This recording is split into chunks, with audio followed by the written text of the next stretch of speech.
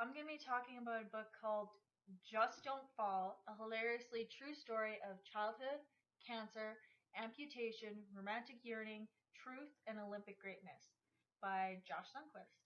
Now, I understand that it's a really lengthy title, and I even got mocked when I bought it because the receipt for one book was this long because of the title, but there's not a better title for it. This is probably the best title you could have given this book. If you're walking out right now and you need a quick book review while you're heading to the bookstore, read this book. Just do it. Find a way, buy it, borrow it from the library, or steal it from your friends. Just read it. There's no bad parts to this book at all. So, who is Josh Sundquist? Well, he is a cancer survivor. He is an amputee because he lost his left leg to cancer when he was younger. He is a participant in the 2006 Winter Paralympics in skiing. He is a motivational speaker who has talked to everyone from Fortune 500 companies to just plain old university students. And he's a YouTuber, and I really strongly recommend that you check out his channel. I'm probably going to include a link down there somewhere.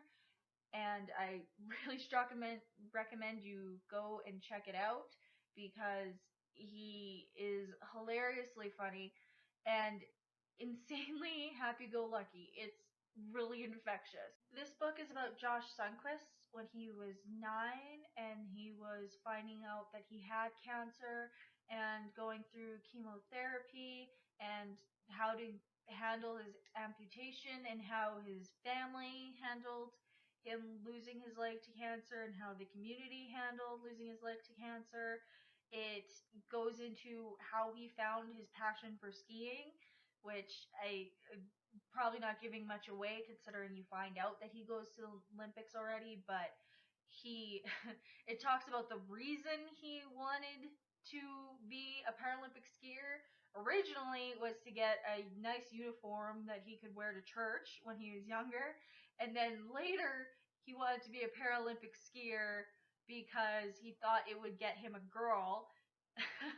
And then later on he wanted to be a Paralympic skier because he was a combination of afraid of admitting to being a failure or a quitter, and a part of it because he just adored skiing. As I said before, Josh Sundquist is a YouTuber. You might have seen some of his videos, especially the X for Math Nerds series, which are hilarious because he makes a bunch of graphs talking about pop culture things, which are usually two things that don't go together. I actually completely ripped off that idea and made one for my mother on Mother's Day because his was very directly towards his mother, as it should be. So I definitely recommend those ones. And my favorite is probably Valentine's Day for Math Nerds because that one's just hilarious. I really do recommend that you check out his channel, and like I said, the link is down below, so give it a check out.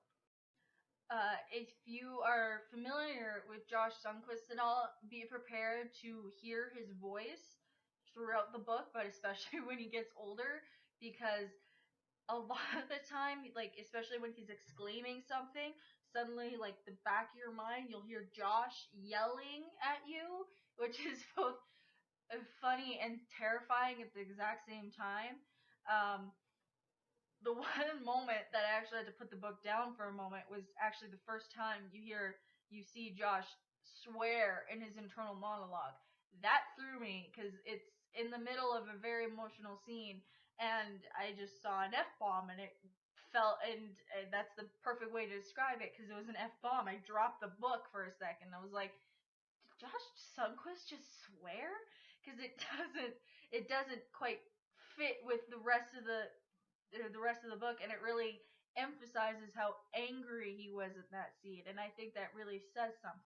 So, who would I recommend this book for? Well, I really strongly recommend it for high schoolers and 20-somethings, because that's the fragile time period where we're trying to figure out who we are and what we're going to be doing for the rest of our lives.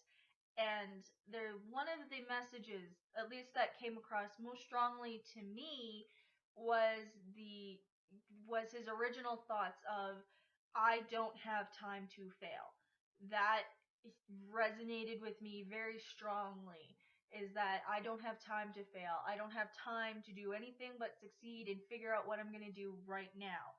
I love that message that that's not true, because I think that is very strongly this entire generation's feeling, especially when you're in high school and you're in your 20s and you're going through university. You have to figure out what I'm doing and what I'm doing right now, because I have to figure out my degree. I have to figure out what I'm going to be doing as a career. I have to figure out who I'm going to start a family with, if I'm going to start a family, who am I? And I think that I don't have time to fail message is toxic to figuring out who you are as a person and figuring out how you get happy. And so I really like that Josh kind of debunked that in this. Another thing I like so much about this book is the message that going to therapy doesn't mean there's something wrong with you. He talks about initially about how going on medication to deal with his depression makes him a loser, and then just like less than a page later about how going to therapy makes you an ultra loser. And he, not directly but kind of indirectly, he comes about to thinking that that's not the case, that you can go to therapy and seek help from family or a therapist, and that doesn't, there's nothing wrong with that. There's enough of a stigma as it is regarding mental illness and depression and anxiety disorders that I think in anything that suggests go get help if you need it is a good thing, because I think right now a lot of people aren't getting help that they need necessarily. If I was going to critique something and say, give my opinion on one thing, the one thing I probably would have wanted to know more about was Matt after he ran away from home, because it kind of, the resolution kind of fades out into nothing there. They never talk about what the consequences of Matt running away is. And I understand that's probably because this is Josh's story, it's not Matt's story, but you really become to feel for Matt because he's more liberal minded in a very conservative household. So I wish I heard a little bit more about Matt towards the end. You do find out that he goes to Harvard, but I wish we heard a little bit more about him closer to the end, just to make it a little bit more rounded off in his story.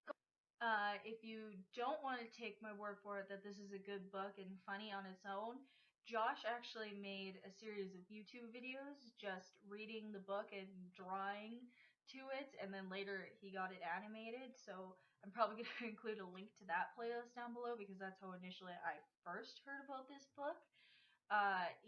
It's especially funny because he's actually reading it, and it's just it's just a good preview into the tone that you're gonna get into this book, even when talking about really serious things like cancer or losing your leg to cancer.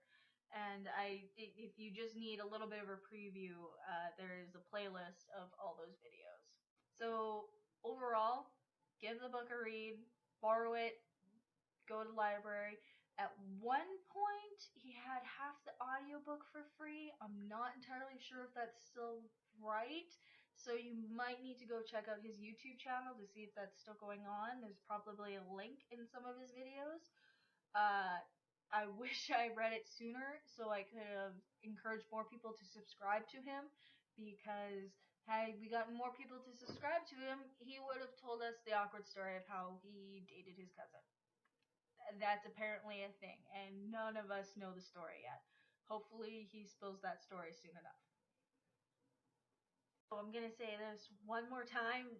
Definitely check out the book, and if you can't afford to get a hold of it, or you just can't find it anywhere, at least check out his YouTube channel, because that is definitely worthwhile.